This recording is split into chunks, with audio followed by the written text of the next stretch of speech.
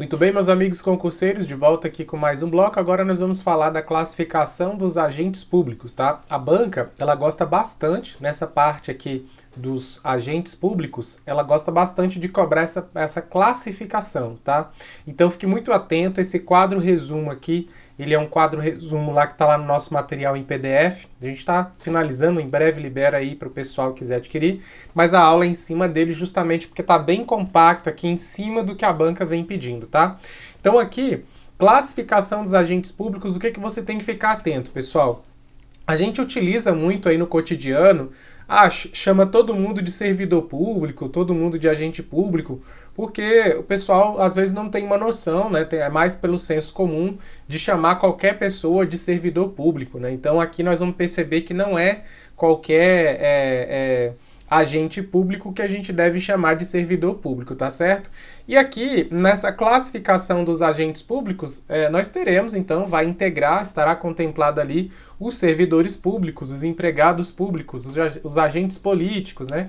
A gente também faz muita confusão dos agentes políticos com funcionário público. Tudo isso a gente acaba percebendo nos detalhes aqui e a nossa banca, ela gosta bastante desse assunto, tá?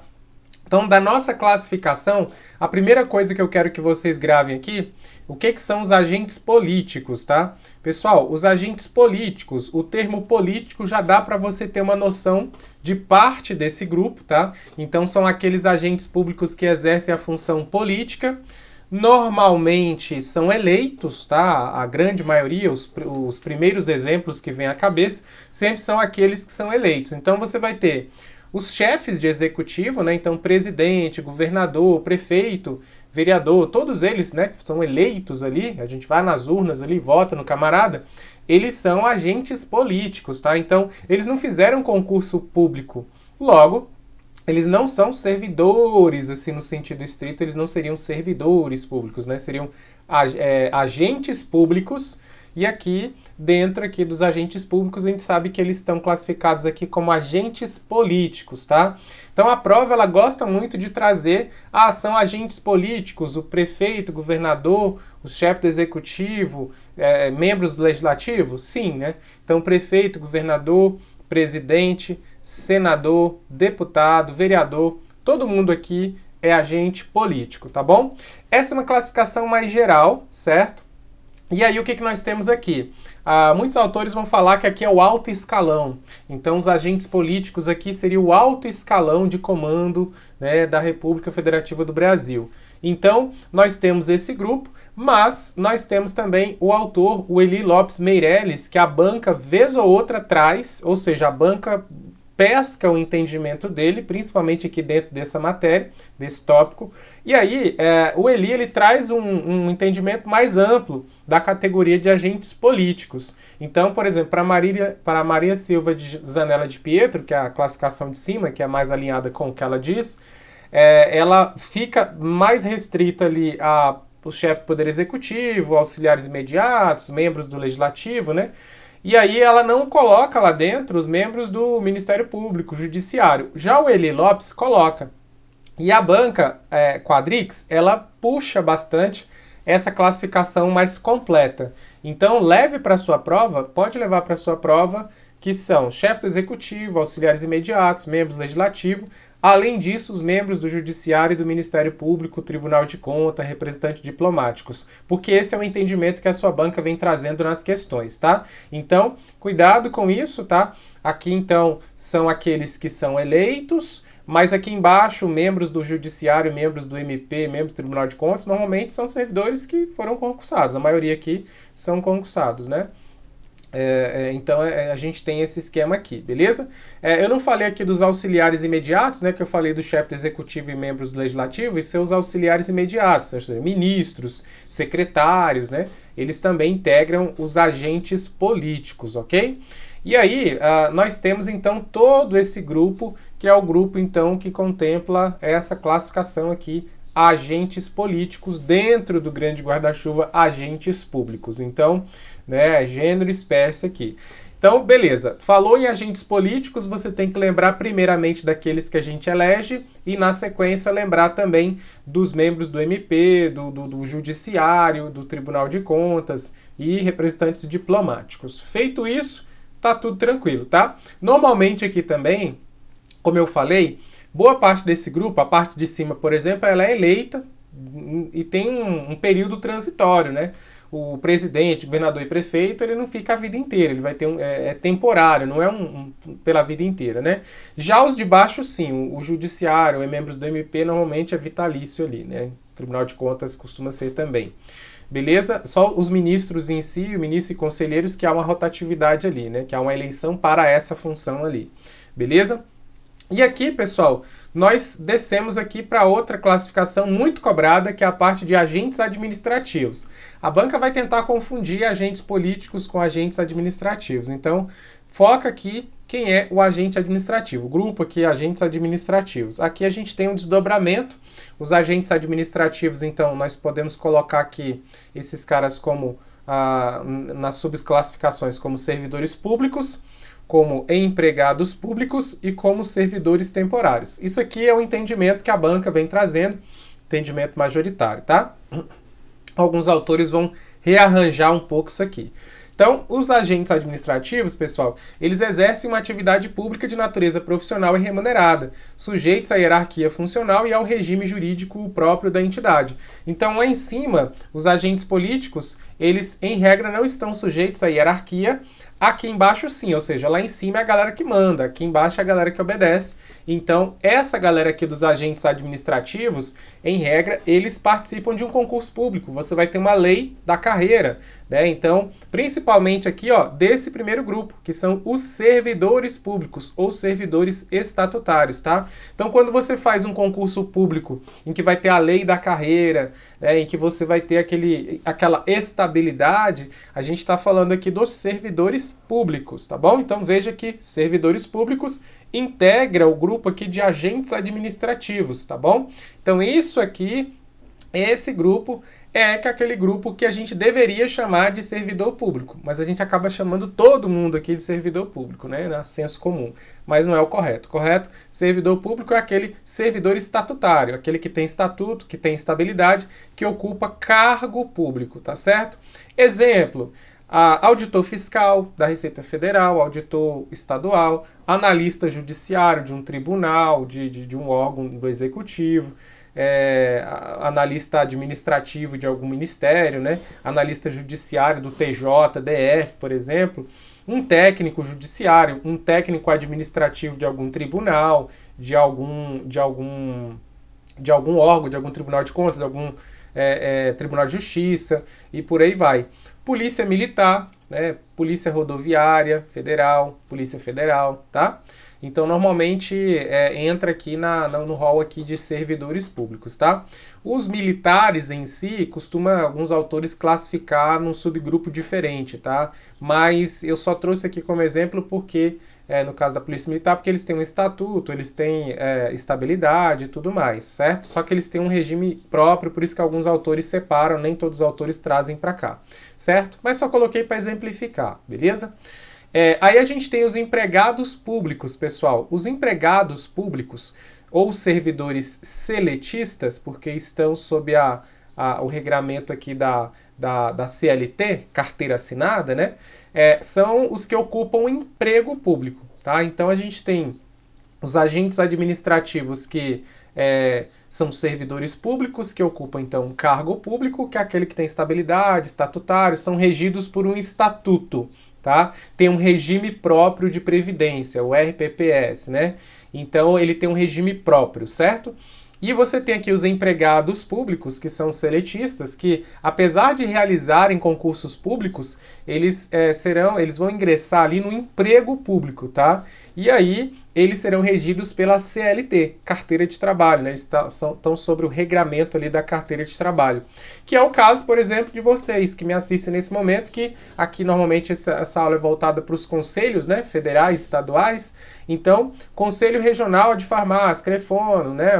O CFF, CREFONO, o Fonoaudiologia, todos esses conselhos, pessoal, eles são regidos pela CLT, ou seja, quando você faz essa prova, esse concurso, que muitas vezes é chamado de processo seletivo simplificado, né?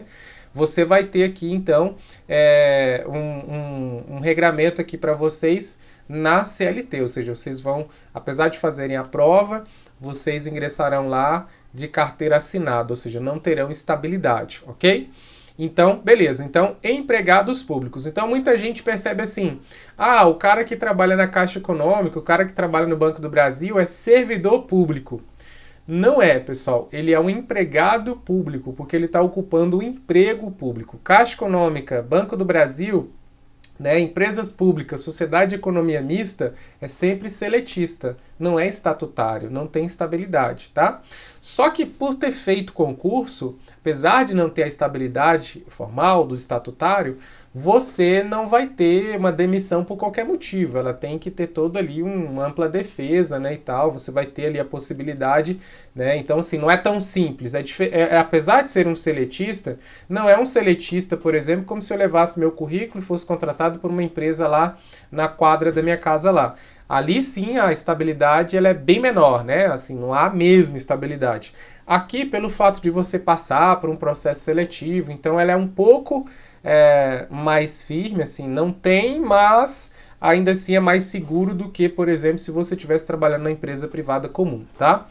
Essa questão aqui se confunde um pouco também, esse estudo aqui se confunde um pouco também com aquela parte lá que a gente estuda de administração direta, de administração indireta, né? Autarquia, fundação, sociedade de economia mista, empresa pública. Ali também a gente consegue captar algumas informações que são úteis aqui para o entendimento dessa parte, que é essa questão de estatutário, seletista, né?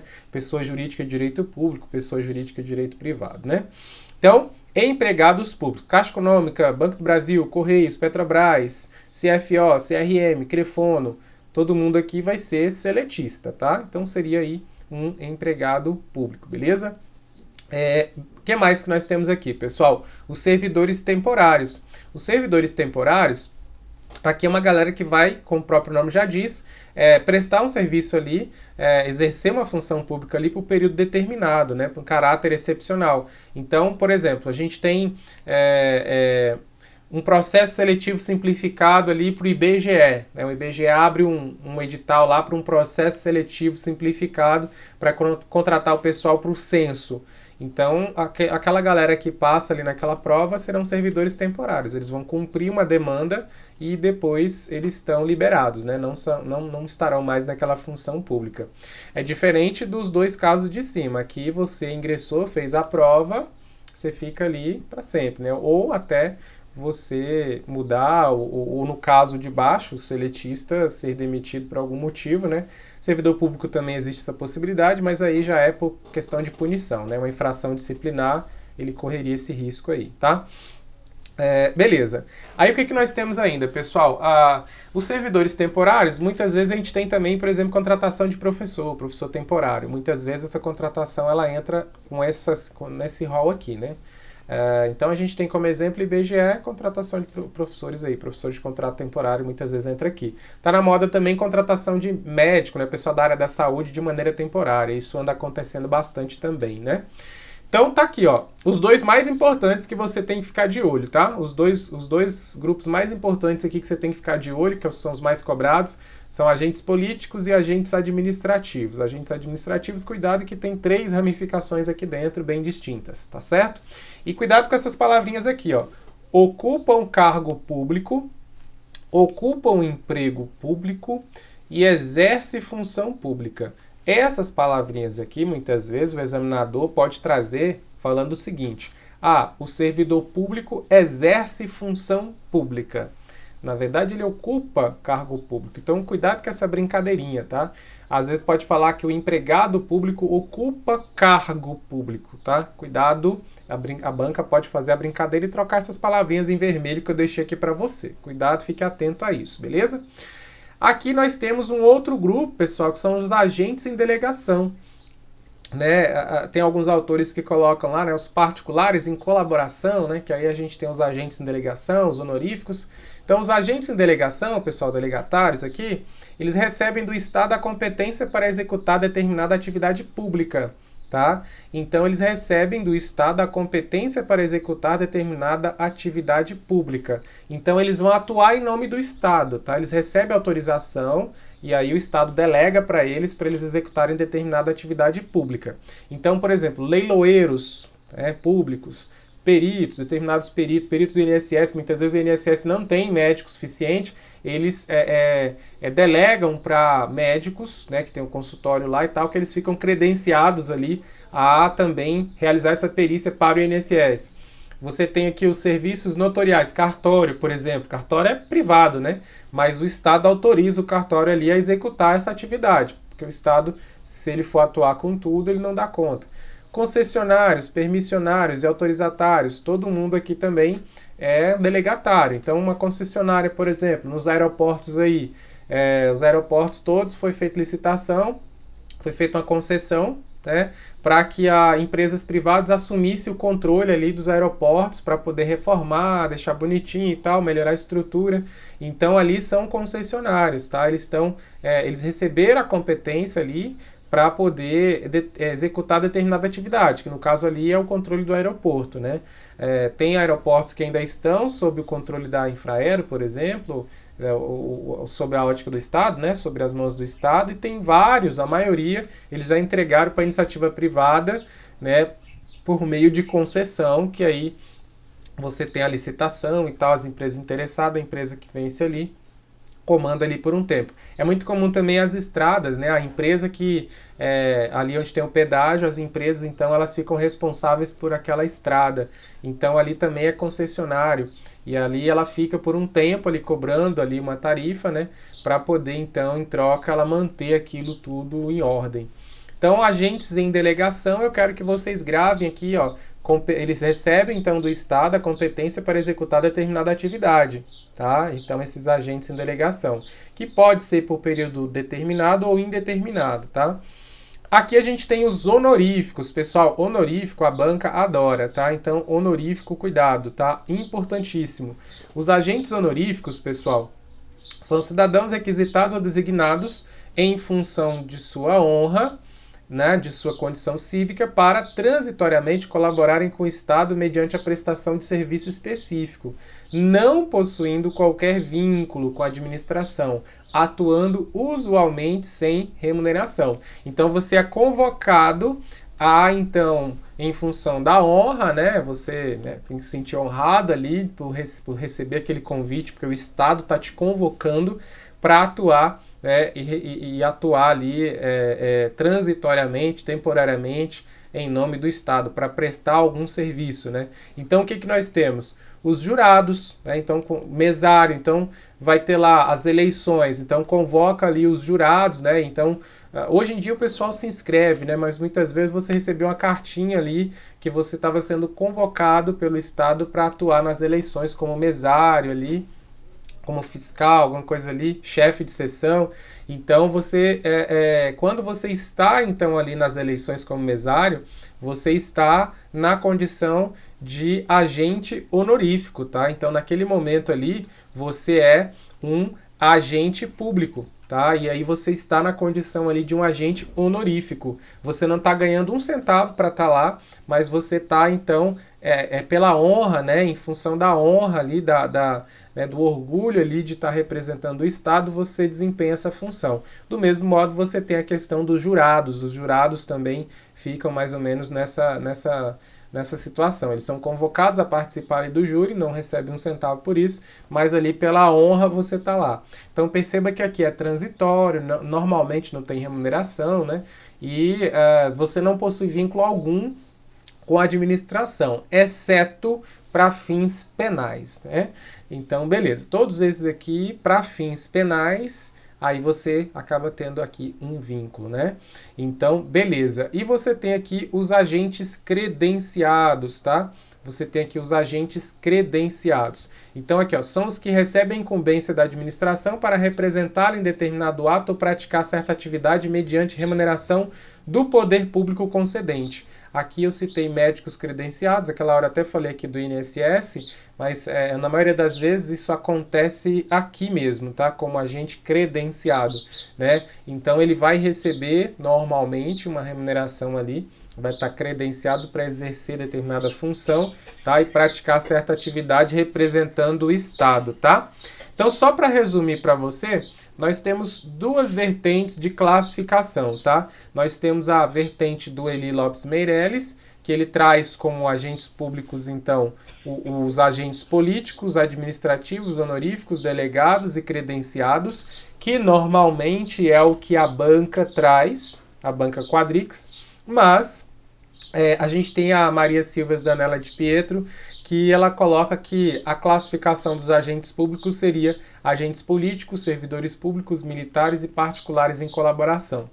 O que a gente tem visto pelas questões?